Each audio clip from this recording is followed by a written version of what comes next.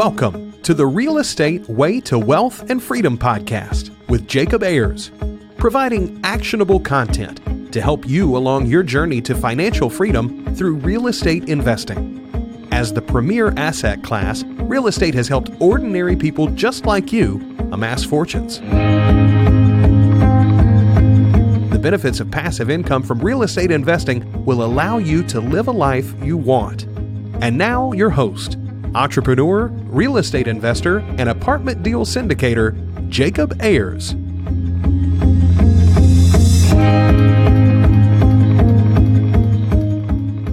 Hi, and welcome to the Real Estate Way to Wealth and Freedom podcast, episode 147. Hi, I'm your host, Jacob Ayers. Thanks so much for tuning in to this week's episode. Well, this week, our guest is Ryan Wright. Almost 10 years ago, Ryan started investing in fix and flip properties. He soon saw that it was difficult to get funding quickly on these properties, much less from a reputable and reliable source. He saw the need and filled it and founded DoHardMoney.com. Well, we're going to be talking about the life cycle of a real estate investor, as Ryan likes to call it, from learning about his very first house-hacked duplex to his subsequent fix and flip properties and how he has built a hard money lending business. So without further ado, let's jump into this week's episode. All right, today welcome on the show, Ryan Wright. Ryan, hey, thanks so much for joining us. Excited to be with you. Thanks for the invite. Hey, absolutely. It's our pleasure. Well, Ryan, for the audience members that don't know you, could you tell us a little bit more about yourself, kind of your journey in investing in real estate and just your kind of path up to this point? Yeah, I mean, I think I was kind of destined for real estate. My grandfather was, he did a lot of heating and air conditioning work, and he kind of stumbled into flipping properties back forever ago. Before it was popular, did some flips in Southern California. Lots of times they'd buy a house that needed work, move into it, renovate it, sell it, that type of thing. He did it in Southern California and also in Southern Utah. And then, I kind of grew up in the business a little bit. My dad was a chiropractor, but he got into the rental side where my grandfather was mostly doing some flips, maybe living in them, not real aggressive, not a primary business, but, a great way to make some extra income. And my dad got into the rental side and he got into plexes, duplexes, threeplexes. I spent most of my, summers, clearing out and painting a plex, that type of stuff, slave labor, I guess. And, but I learned a lot from doing that. Funny enough, I was able to work with my grandfather when he was older and kind of retired, and we'd work on some of my dad's projects. And so, and then from there, I knew real estate was the place to make money and have long-term security. And so I bought my first Plex when I was 21 years old and, got my real estate license when I was 21. And from there, helped people buy and sell houses, and then got into buying my own rentals, and then got into flipping, and then got into, wholesaling, and then got into lending money. So I call it the life cycle of a real estate investor. I've started, at the beginning and worked my way through to the lending side of it. And so I love it. It's in my blood. Yeah, I love that. So you've got a long lineage all the way going back to your grandfather kind of flipping and doing like live-in flips in Southern California. Your dad was involved in the small rental business. So yeah, it's just kind of in your blood. So here you are, 21 years old, which is, a great age to get started. I'm sure a lot of people out there listening are either around that age or wishing they had started at that age. So you buy a Plex. What was that exactly? And walk us through that. Yeah, I'm happy to. It was scary. I mean, I was, it's one of those things where I remember being at the closing table and they brought the documents out to sign, and I took my dad with me, right? Because he bought a lot of properties before. And I started reading every line on the, on the paperwork, which you should do. I'm a lender. You should do that. But, but I'm going through every line, and he just looks up and he looks at me and he's like, there's two options here, son. You can sign it and you get the house, or you can not sign it and you don't, and you have no say in this. Like whatever's on there is on there. Yeah. So you need to understand it, but it's like, hey, just go for it. But I remember just being kind of scared to death. Most kids, that age are, worried about buying a car, and I'm buying a Plex. And the funny thing with this Plex, so it was a duplex, but what I saw in it was there was a basement under one of the Plexes that I could separate, that I could close off and turn into a threeplex. And so I went in there and, with a lot of sweat equity, went in there and turned it into a threeplex. And then I ended up moving into it, newly married at the time, with my wife that's amazing, who's also a real estate broker and a real estate investor. We've done the journey together. 18 years of happy marriage, by the way. Well, I should say 18 years of marriage and working every day makes it happy. But so anyway, we turned the bottom into another unit. So now it's a threeplex. Now I'm cash flowing really well. And then the city found out about it because I guess I wasn't supposed to, and I didn't know enough about it. And so then I had to move the stairs to another place. And, it was a big rigmarole, but I actually held that property for probably, I can't remember how much I paid. I mean, this is 2000. I probably held the property 5 years, maybe 6 years, sold it for a profit, cash flowed it. I made a strategic decision to get out of plexes and into single family houses. So I kind of moved up the food chain, as I would call it, from, C or B quality rentals to B and A quality rentals is one of the big things I've done. Yeah, awesome. So kind of take us through that mindset when you're buying this very first property. I mean, you mentioned the fear of, just all this paperwork and like the fear of the unknown, but what was motivating you? What was driving you to, do this live-in kind of house hack strategy, if you will? Yeah. Well, I had seen it. So I think that was, part of the thing. I went to real estate school. I was going to real estate school, or had just finished when I bought that. No, actually, I wasn't the agent. I had somebody else represent me actually to buy that property. And I was just scared, is this the right property? Is this the right location? Is it going to pay off for me long term? But I had just seen historically in my own experience with my grandfather and with my father that real estate, if you buy it, it's buy real estate and wait. Don't wait to buy real estate. The cliche you hear all the time. Right. I just knew over time it would work out. And frankly, Jacob, I don't think I got a good deal. I know I didn't get a good deal, but I bought it. I improved the property, and I was able to sell it for a profit. And it wasn't a great deal. It was an average deal, or even just buying almost close to retail deal. But it paid off for me because I waited and sold it at the right time. I was willing to rent it. Having tenants is a new experience.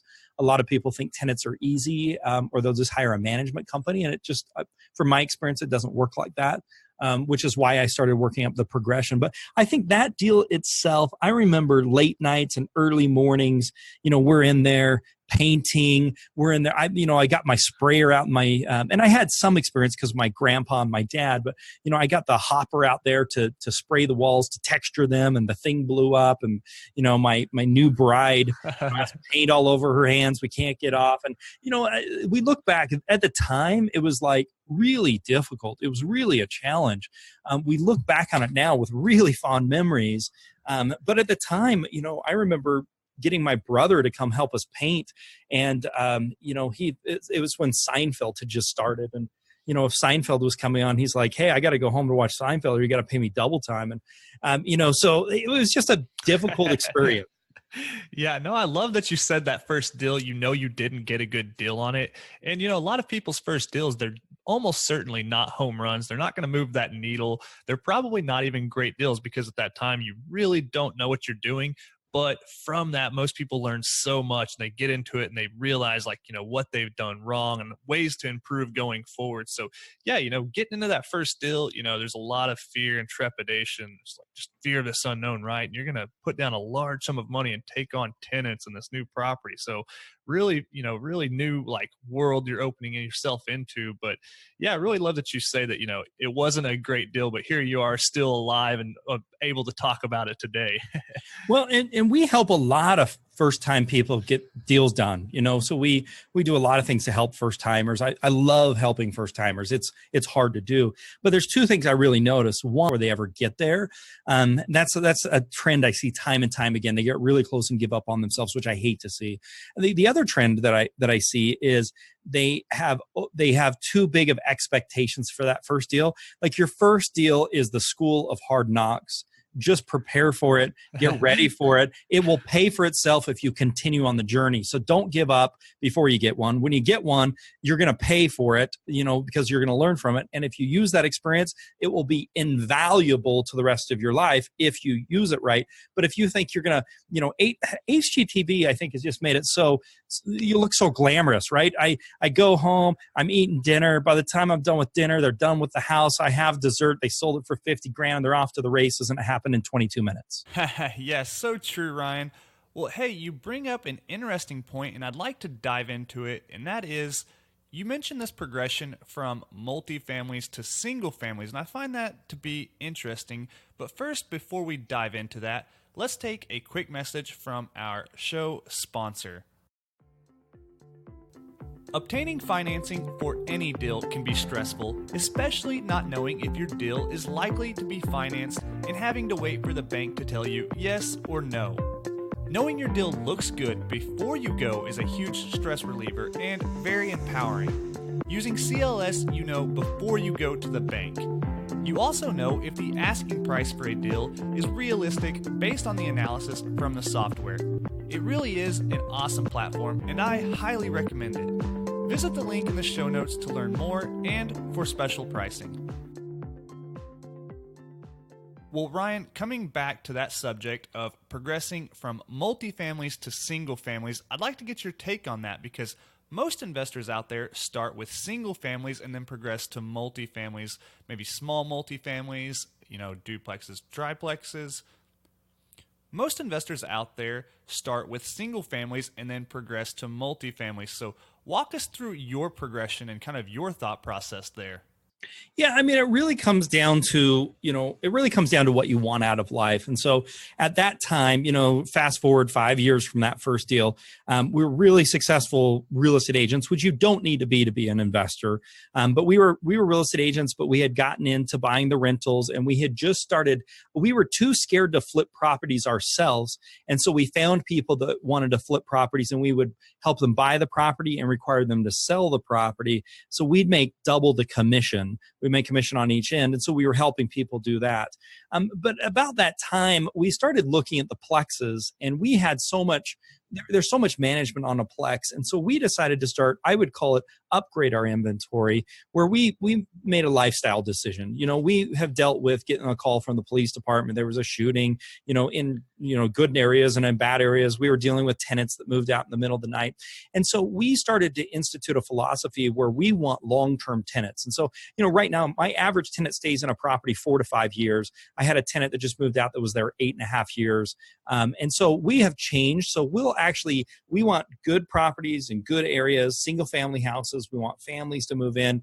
We under rent the property just mildly, $50 to $100 a month, which most people are trying to just kill it on cash flow. But what they don't realize is if I have a property that rents for $1,200 and I rent it for $11 and I lose $100 a month, so I lose $1,200, that's equivalent to 1 month's loss of rent. So if I can keep somebody in there for 8 years, so I'm saving that turnover every single year. Plus, when you turn over, you got to do carpet and paint, or you got to get rent ready stuff.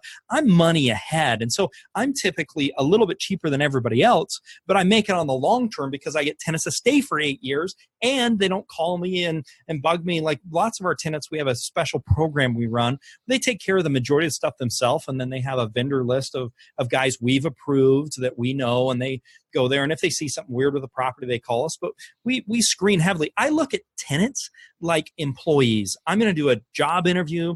I'm going to say, why should I give give you the keys to my mansion. This is worth $250,000. Tell me why I should let you come inside my house.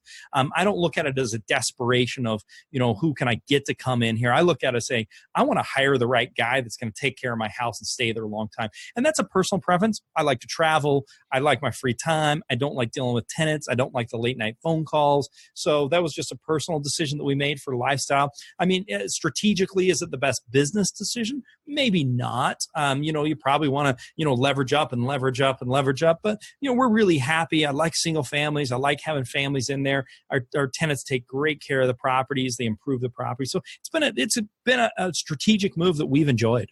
Yeah, no, and I think that's awesome. At least you're doing something with purpose and intention, and you're not just getting, washed into whatever kind of comes your way and whatever tenants come your way and whatever properties come your way. You're doing stuff with intention and focus. So, there's a lot to be said about that. So kind of this progression you made from plexes to single families was in terms of trying to upgrade in quality of property and quality of tenant and just, kind of reduce those headaches and let it be a little bit more passive, if you will. Absolutely. Yeah, I love that. So now here you are investing in single families, and you've done a lot of different stuff since then. So kind of walk us continuing on your journey from there. Yeah, what I guess you could say one of the big strategic, or one of the big forks in the road, I guess you could say, for me was we had the rental properties. We were real estate agents. We were helping other people buy and sell properties. And my wife at the time, my wife Hillary, still my wife today, she found a deal, and she came to me with it and said, I found this deal. I'll remember like it was yesterday, on Lamar Street. And she said, and I put it under contract in our name. And I'm like, what? Because we were kind of risk adverse. I mean, I was doing the rentals, but that would seem more long-term. The fix and flip seemed scarier. You had a short period of time, but I understood it because I'd helped other people do it, but I hadn't done it myself yet. And what kind of property was this? Single family house. Okay. Just a fix and flip. And so we went out there and looked at it and stewed over it, probably went over there 100 times. And, and then finally it was the day where our earnest money went non-refundable, and we were agents. So we knew what that meant, that we were liable, we'd lose the money, could get sued, those types of things. And I remember standing over there, and my wife looked at me and she's like, you know what? If we don't ever try, we won't ever know. We've got to take a risk. Nothing gained, nothing ventured, nothing gained. We're doing it. And that really gave me the confidence. I remember we were standing in the kitchen. Like, this was a life-changing event. And I'm like, okay, let's do it.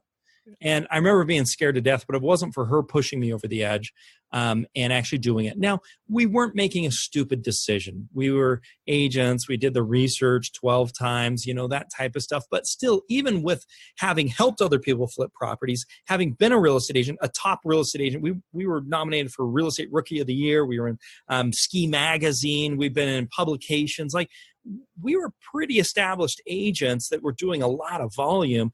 It was still a scary experience for me.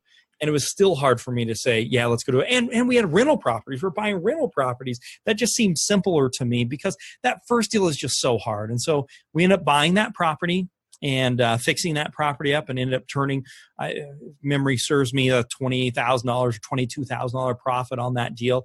And then from there on, it got us hooked, and we started flipping more and more and more properties. So we always had multiple projects going at the same time. We probably did, anywhere with 3 to 5 properties a month. But we really found that we like the retail properties. We like the transformation. We like the construction. With my experience with my grandfather, my dad, I knew enough about it that no one could take advantage of us.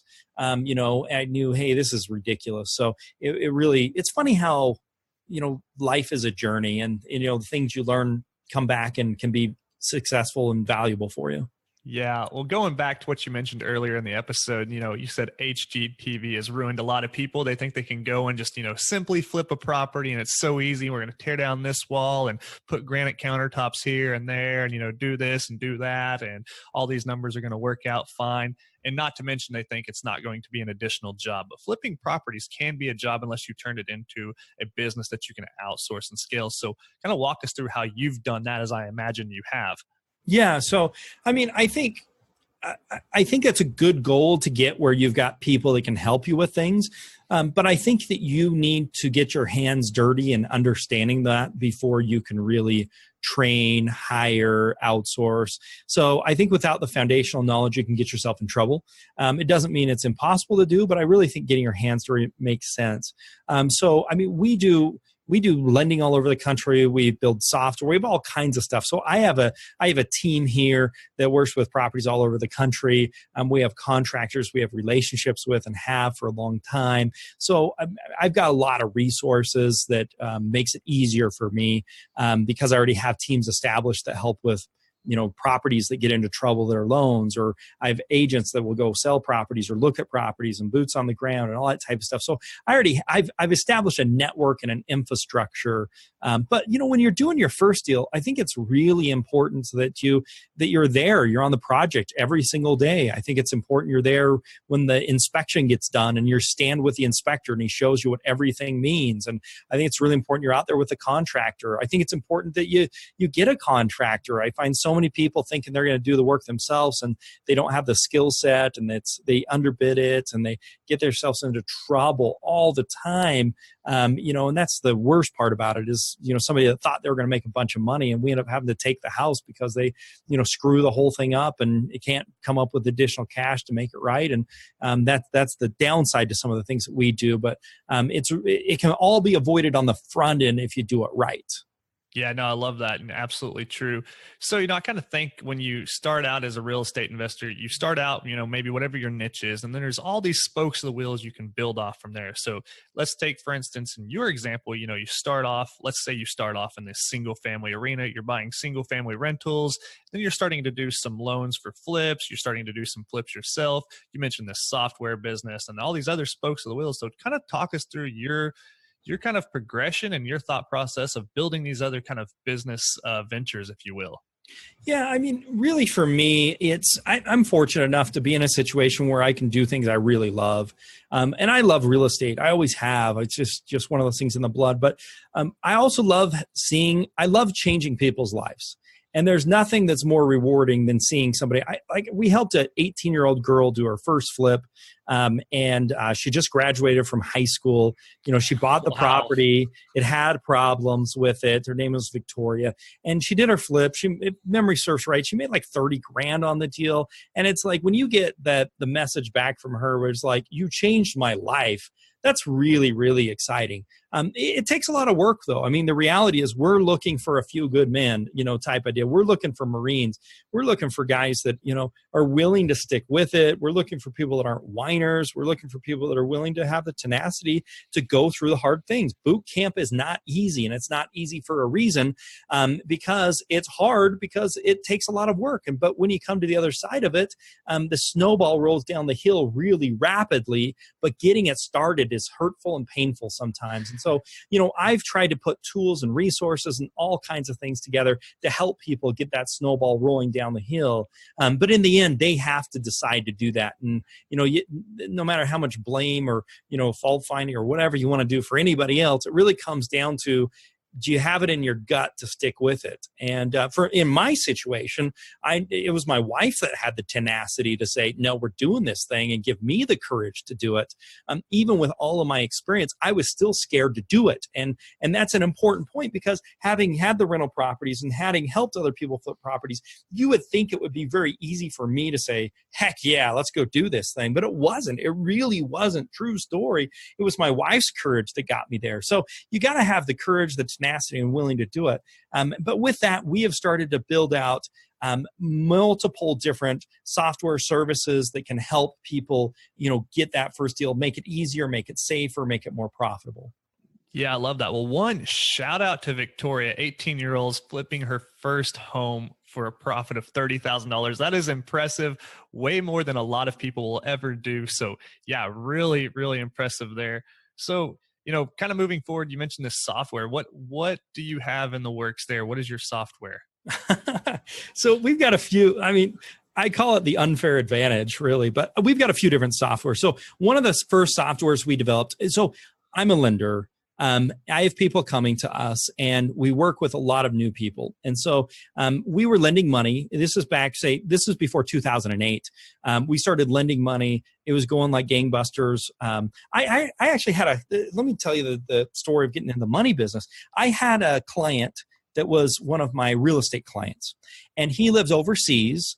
I found him, by the way, prospecting for rent by owners. So I called all the for rent by owners and said, do you want to sell rather than rent? I found him that way. And I ended up liquidating 30 or 40 different properties for him to the tune of like $5 to $7 million over the course of like 5 or 6 years. And then he'd come into town every year, and I always tried to figure out what properties he owned, and he inherited a bunch, and I could never find it. And we'd sell one, and a few months later, it's like, here's another one, let's sell this one. And he basically was getting out of the landlording business. And so he came into town one year, and he just said, hey, I've liquidated everything I want to liquidate. I've been testing you over the last 5 years to see, your integrity and see who you are and those types of things. And I've got $5 million with your name on it, and I want to know what you want to do with it. And wow, okay. The second he said that, it was just like, boom. And I'm like, I know exactly what to do with it. And it's hard money lending.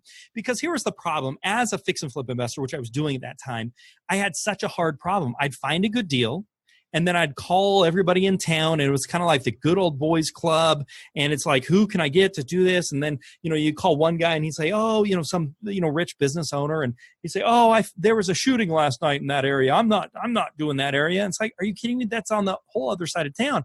And then you'd call somebody else, and I'd be like, oh, I'm out of money. And I had spent months finding a good deal, vetting a good deal, getting it under contract, to find out that the guys I was hoping to get money from were nowhere to be found. And the banks won't do it for you because of the property condition, and they won't let you do short flips and that type of stuff. And so it was such a struggle.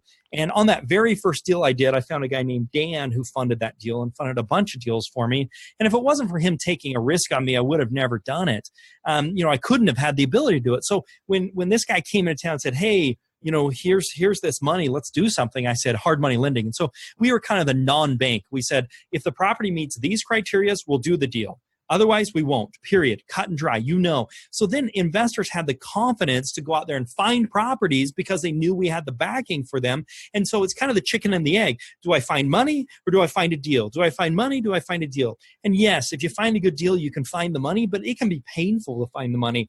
And so we started saying, hey, we'll fund these deals. And that just went up like gangbusters, to the point we disconnected our phones and said, you have to go to our website and do an application. And if it looks good enough, then we'll give you a call. If it fits our criteria, we'll call you.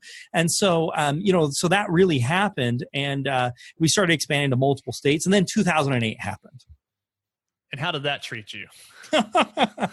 Well, it actually, in the grand scheme of things, it treated us very kindly. What was interesting is my financial investors, our guys with capital, like that first guy, they performed better in our sector than anything else they did. So it was interesting because one of the guys that, we brought on, his stockbroker, his financial advisor was like, don't do this, don't do this, don't do this hard money thing. Like, are you kidding me? And he did it. He put like $1 million with us, just to kind of get started to wet his feet. But what's interesting, at 2008, his stocks tanked, everything tanked. But his real estate investments, he actually ended up making some money. And it wasn't big money, but he ended up breaking even or making a couple of 2 or 3% on his money. And after that experience, we made it through 2008 and liquidated properties and rented properties if we needed to. I mean, that's one of the beautiful things about real estate. There's lots of exits. You can sell it. You can rent it. You still have a tangible asset. It's not a piece of paper. And so, they started seeing how beautiful that is. And, ended up making some money through the 2008, even though it was a difficult circumstance. But years later, they came back and said, here's more money because this did so much better than everything else I had. And so it actually helped in the long run. But in the short run, it was painful. Yeah, awesome. So you've got now, I'm kind of putting a couple pieces together. So you've got this software that helps you kind of analyze and, determine whether certain deals meet your criteria for making hard money loans. Do I have that right? Yeah. So we call it the advanced deal analysis software. So you basically put a deal in and it'll tell you if the property's rural. It'll tell you if it's something that's in an area that can lend. It'll go through risk factors, high crime neighborhood, flood zones, all that type of stuff. And then it also breaks out the deal for you, how much you're going to make. Most people forget about so many costs. They forget about agent fees. They forget about title. They forget about all kinds of stuff. So it breaks that all down and says, here's what you can do. And so you can, our customers do hundreds of those. They're plugging deals in all the time. We also have a software that helps you determine the value of the property. We have another software we call the Next Deal Blueprint, where you actually put in your personal criteria, your information, how much money you have to invest in marketing, how much time you have, and it builds a 90-day blueprint of exactly what activities to do week by week to get a deal in the next 90 days or less. Now, that's pretty cool. Exactly what to do. There's no guesswork about it. We've got the math on it. And obviously, there's some variation based upon areas and that stuff, but we've got that built in. And then we have just the project I've been working on for over a year, which we call the Investor's Edge software. We call it the Unfair Advantage. So, with that software, you have access to MLS, you have access to tax records, bankruptcy, foreclosure. You can do any search. You know how much equity. We have access to their mortgage information, and then we can do skip traces, and then we can do postcards right out of it. We can do mailers right out of it. We can do ringless voicemail right out of it. We create websites right out of it. So it's all package deal. You go in and say, here's what I want. Here's the criteria. I want to be under 250,000. I want to go after vacant properties. I want these criteria, and then you can blast out your marketing directly from the software itself with a click of a button. Literally in 10 minutes or less, you could send out a voice broadcast and start getting phone calls. Man, Ryan, can you imagine what it would be like if you had something like this at your disposal when you were 21 years old buying that first duplex? That's what I keep telling people. I'm like, are you kidding me? I mean, the other cool thing about it is it also has rehab costs. So you can go in there and you can put in, I'm doing this rehab, and it'll tell you, you don't have to be a big contractor. You can say, I want to put a deck on, and the deck's 8x10, and it'll say, your deck's going to cost you $3,000, and it'll do a full parts breakdown, which gives you the ability then, as you're working with a contractor, make sure you're not getting ripped off and know what the prices are. You can do granite countertops, tells you how much. So it's got that. It's got access to the MLS. You can pull your own comps, make sure you're there. And then it's got the finding. And then we also do analytics where price changes, what's happened in the area, what's happening with prices, the whole gamut of it. So I'm really excited. We actually just launched it 2 weeks ago. So this last Monday, a week before, we just launched it, and it's a game changer. We've never seen anything like it on the market. So we're stoked. Yeah. So, kind of going back to this wheel analogy I made earlier. So, you started off in your bread and butter single family homes, do some fix and flips. Now you've got into the hard money world, and you've kind of built this software to help other investors get started. So kind of talk us through that education piece that you've now turned and starting helping other people, become real estate investors and do their first deal and all of that kind of gamut. Yeah, absolutely. I mean, honestly, that's probably the hardest job in the world. Is helping people find the motivation, the desire, having the tenacity to stick with it, to actually go and do a deal. It's the hardest. It's such a hard job. And there's a lot of different places. I mean, there's a lot of places where it's like, hey, give me $50,000 or $100,000 and I'll show you how to do it. And some of those I think are worth the money, and some of them I don't think are worth the money. It really depends on the quality of the education and the materials, those things you get. I mean, we have some packages where we help people. We give them tools and software and access to capital and different types of things at a very, very economical price for that. But the bigger challenge with that is getting people to take accountability, take the action, go out there and do it, do the homework assignments, because we can only do one piece of the puzzle. And that's, I have a passion. I have a deep desire to help people, give them the tools for them to be successful, just like I had the opportunity. But I need somebody on the other end of the line that's going to go and do it, and we'll put those things in place. And so I am constantly looking for what is the thing that's going to help our people, next. What's the missing gap that will help them get to the next level? And I'm constantly going to be offering that and pushing that and giving that. But we're looking for the right people that are willing to do the hard work, that are willing to paint at night, that are willing to get themselves dirty, and not necessarily they're going to do the work themselves, but they're willing to do the hard work to go find the deals. And that's the constant battle for us, is getting the right people that are willing to go do the hard work, because it takes work. It's not HGTV. It takes a lot more work. I mean, HGTV doesn't even show you how much time it takes to find a property. You spend so much more time finding than you will fixing it. You wake up and it's like, hey, we got this great deal. Oh, I got a phone call from somebody that has a killer deal and we're going to buy it. It doesn't work like that, people. It doesn't work like that. No, so true. And, Ryan, one thing about real estate investing is sometimes it can get a bad rap because there are a lot of real estate investors out there, and then there's some bad apples in the bunch. And just like in the hard money world, yeah, it's a great resource and can serve its purpose, but sometimes there's some bad apples in the bunch. Obviously not you, but, there are some people in the industry that are a little, unethical, if you will, at times. Sure. So, people out there, new real estate investors, I also see a lot, have a little bit of trepidation around hard money. Anytime hard money comes up, it's like a little bit of a red flag. Who is hard money good for? And then how do they use it correctly and make sure that they're going to kind of wind up on the better end of the deal? Yeah, it's a good question. What's funny about that is, hard money back 18 years ago, didn't have the negative connotation like you may think in your mind today. It was hard money, not because it was hard to get. It was hard money because it was lent against a hard asset. And that's kind of the foundation I think a lot of people don't realize is the idea with a hard money lender is we're lending on the hard asset. We're not lending on the soft assets. So the soft qualifications is job and income and W-2s and all that type of stuff, credit scores. The hard asset is the property. So a true hard money lender, which I think we're one of the few true hard money lenders, we are really looking at the property. That is the primary concern, is the property. So we're going to be conservative on the values, but we'll allow someone that has horrible soft assets to be able to get a loan as long as you don't have bankruptcy or in the middle of a foreclosure or judgments and collections that could attach to a property. So as long as you don't have those things, we'll give you a loan for the most part. I mean, there's always some things, but 90% of the time we will, as long as you've got a good deal. And that's really where the kicker comes in. And, we can get a bad rap, sometimes because we're saying, hey, this is not a good enough deal, or you need to buy it for a higher, you need to buy it for a lower amount, or you need to put more of your own cash into it. And then we'll look at doing the deal. So, for us, we're always giving loan offers. It's very, very rare we say no to a deal.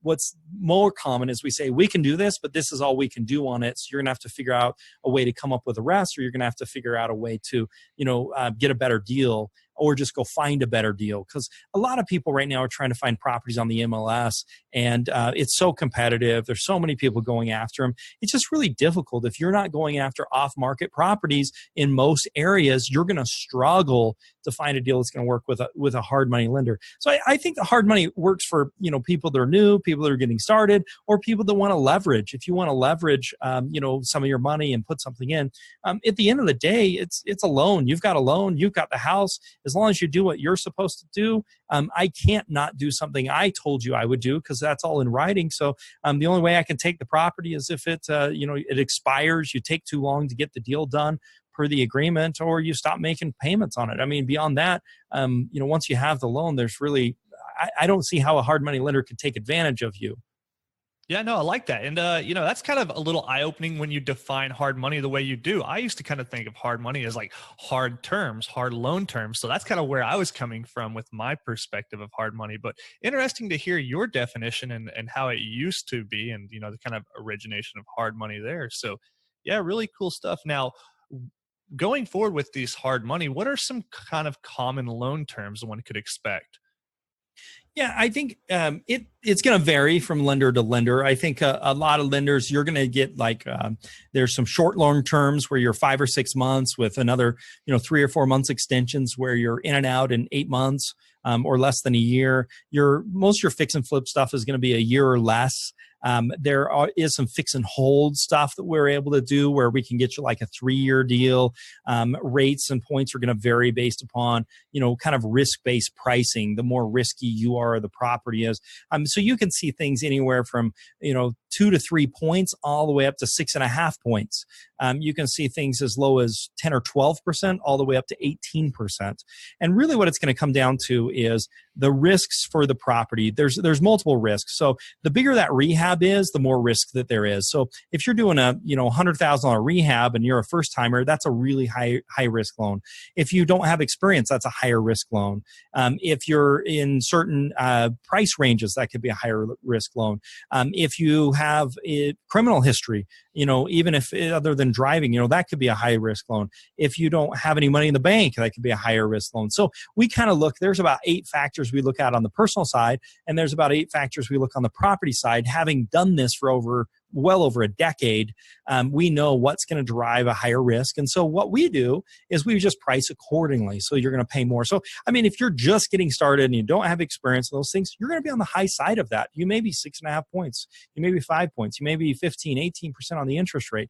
Just be prepared for that. But the nice thing is, if you can get money when no one else will give it to you, you got to take it. It really comes down to, are you going to be profitable? Are you going to make money? And then as you lower those risks and risk factors, or look for different properties that have different risks, then the nice thing for us is our software tells you don't have to guess. Before you make an offer, it says, this is where this is going to be priced at. So before you go get it on a contract. Yeah. And I think one thing to point out here, Ryan, is you are loaning your personal money or your network's personal money. So you're not going to go loan, way more than you should on a property. So it kind of keeps the borrower in check in some aspects too. Yeah. I look at it. I tell people all the time, we're your last line of defense. So you do everything you're supposed to do. You make sure it's really a good deal. And then you let us look at it. Because if they don't make money, we typically don't make money at all. It does not make any sense for us. So we want to do deals. If we can't see how you're going to make a profit, we're definitely not going to make a profit. So we're not going to get involved in something like that. And that's one of the most difficult things. We'll have somebody that brings us a property and they're all excited about it. And they already bought tickets for the kids to Disneyland and the Disney cruise. And they're celebrating it. And then our guys get out to the property, or the evaluators look at it, and they come back with different figures. I've had deals where, a customer thought the properties were $300,000 and the values came back at $100,000. And those things happen all the time. Now, with our Investor Edge software, we now have access to AVMs, which banks use all the time, which helps. It's not an accurate value, but it's a good value. And then we have access to full comps and full tax records from your computer instantaneously 24/7. And then you can sort and decide which ones are the best comps and organize. And most people find the highest comp and use that. We teach people, pick the lowest comps, work your way up until you find one that's going to be comparable. Use those 3 and bank it off that. Don't go for the high and work your way down, because that's where we see a lot of mistakes. If you end up higher, great, you make more money, but don't use the highest comparables. It happens all the time and it ends in heartache. Yeah, no, absolutely. Conservative underwriting is really important, conservative numbers. So yeah, absolutely. Well, hey, Ryan, let's do something we haven't done in quite a while on the show and kind of walk us through maybe one of your best and worst deals. Oh, man. So let's start with worst deal. I bought a property that I got emotional about. I've only done this, I think, twice in my life. But what was happening, this was prior to 2000. Yeah, this was prior to 2008, I think. We lived in we lived modestly, and that's a tip I would give to anyone.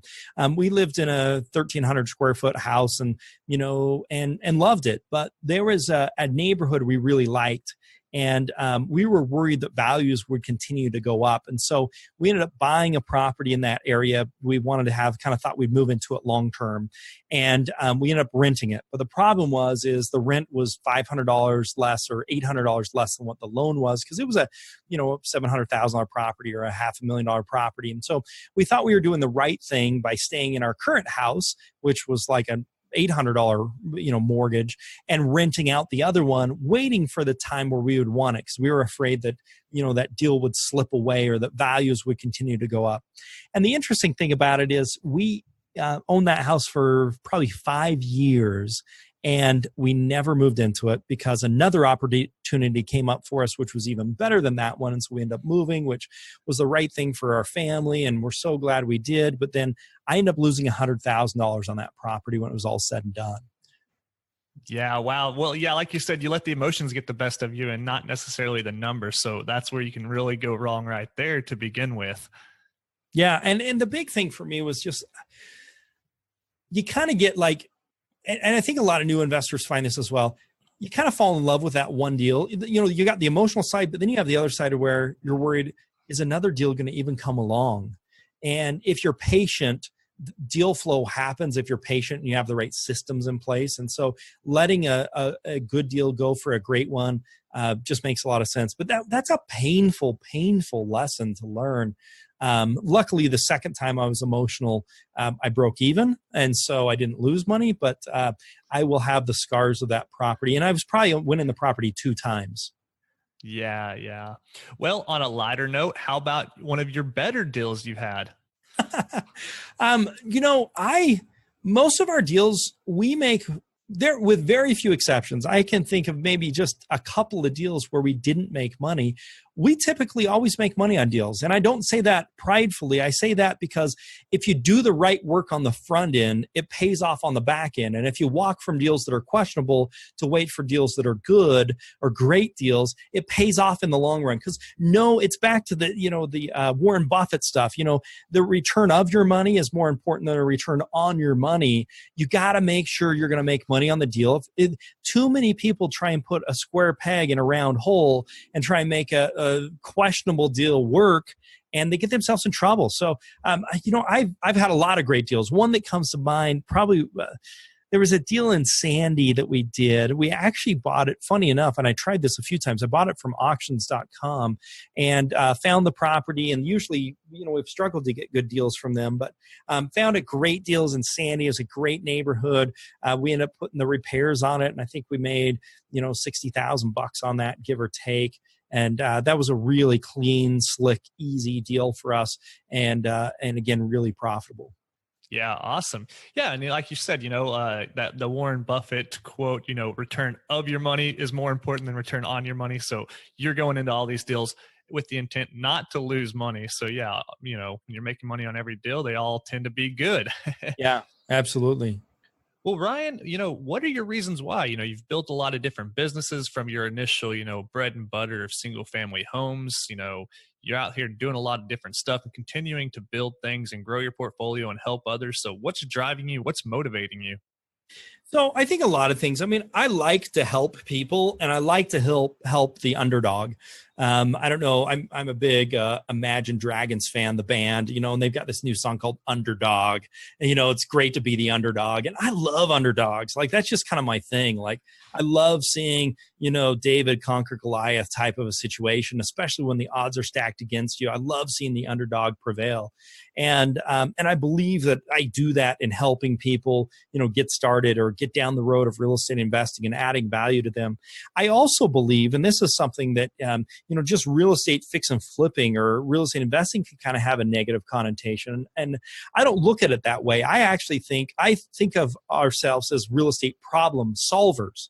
And the better your problem solver you are, the better you can do at this business. I mean, a perfect example, property I just got, the guy had, his health was getting really bad. He needed to get into a rest home, and most of his money was in the property itself. But the problem was he needed to get a rest home tomorrow, and they didn't have any money to put him in. They were short from Social Security and they needed some cash. And I came in and bought the house within a couple of days, and they had the money and got him into a rest home, and the family's so happy. And I've got a property that's in a horrible condition that needs a full remodel, and I'm going to sell it and make a profit on that. But it's a win-win. They're happy. They got a bunch of money. He'll have enough money to stay in that rest home for the rest of his life. I got a good deal on the property. They were able to put him in right away. Like, we're real estate problem solvers. And so I love solving problems. I love, seeing transformations. There's just nothing like the joy of creation. I just think there's even something spiritual to that. This whole process of creation, making something out of nothing, is just so gratifying and challenging all at the same time. Yeah, no, you're absolutely right. As real estate investors, at the end of the day, you really are just a problem solver. So finding those problems you can solve, the more problems you can solve to help more people, the more you're rewarded. So, that's just the name of the game. And yeah, awesome stuff. Well, Ryan, as we're wrapping up here, we've got a lightning round. It's just a series of questions we ask every one of our guests. Are you up for it? Yep, I'm in. All right. Well, the first question is, what was your biggest hurdle getting started investing in real estate? And then what did you do to overcome that? We kind of touched on it. I really think it's having the courage to do it. And the way I overcame it is I married the right woman that kicked my butt and told me, let's do it. Worst thing is we go bankrupt, and that's easy to overcome too. So having enough confidence to overcome the challenge would really be the biggest hurdle for me. Yeah, awesome. I love it. Well, do you have a personal habit that contributes to your success? I'm really into early to bed, early to rise. I get to bed early. I don't watch a lot of TV, very little, if any. TV's not going to our house. I'm a student, so I'm constantly looking for new ways to do things. But honestly, probably the biggest habit is finding someone that's doing it and having success at it and modeling what they're doing. I think brings and drives the best success. Yeah, absolutely. Well, Ryan, do you have an online resource that you find valuable in your day-to-day?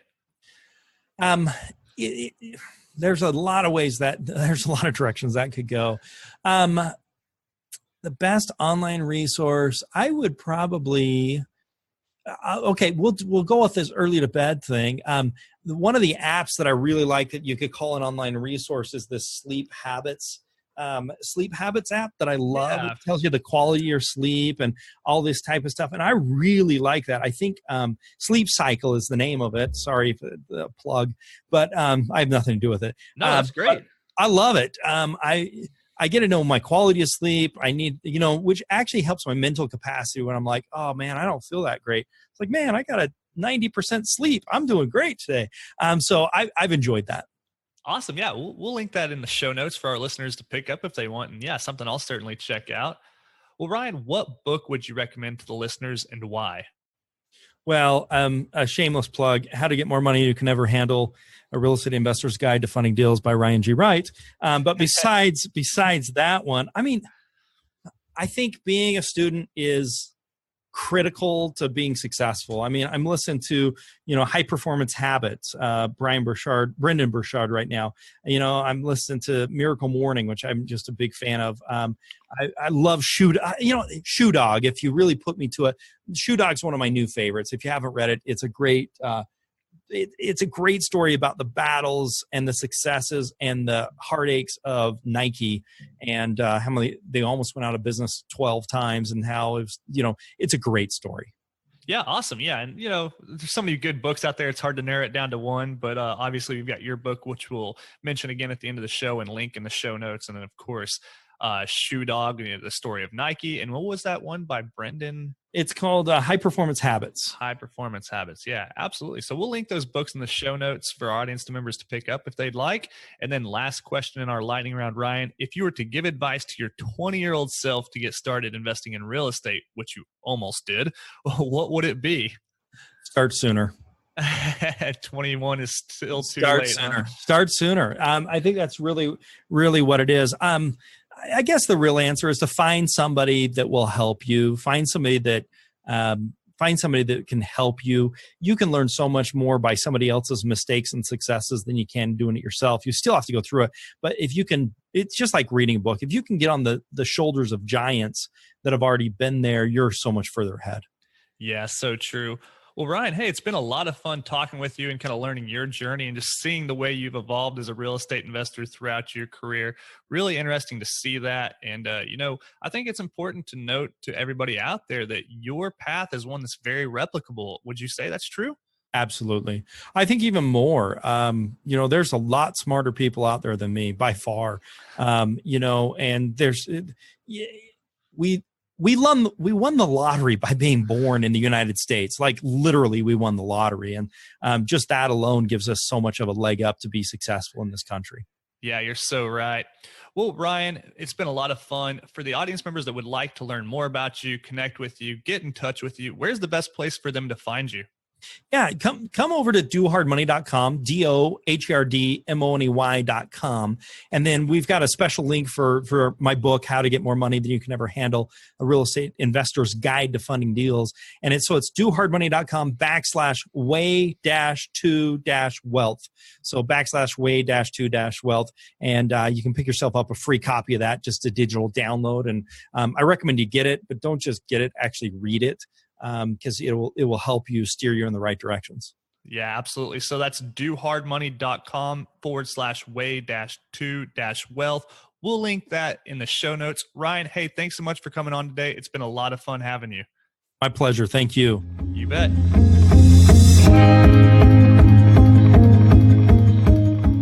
All right, that wraps up today's conversation with Ryan Wright. Well, thanks so much for listening. I hope you got tons of value from this show. If you like what you've heard, please go over and leave a rating and review on whichever platform you're listening on. To connect with Ryan, visit www.dohardmoney.com. For more information, resources, and to connect with me, feel free to visit www.jacobayers.com. Till next week, engineer the lifestyle you want. You've been listening to the Real Estate Way to Wealth and Freedom podcast, providing you actionable content to build your real estate empire. Nothing on this show should be considered specific, personal, or professional advice. Please consult an appropriate tax, legal, real estate, financial, or business professional for personal advice. The opinions of guests are their own. Information is not guaranteed. All investment strategies have a potential for profit or loss. The host is operating on behalf of the Real Estate Way to Wealth and Freedom, LLC, exclusively.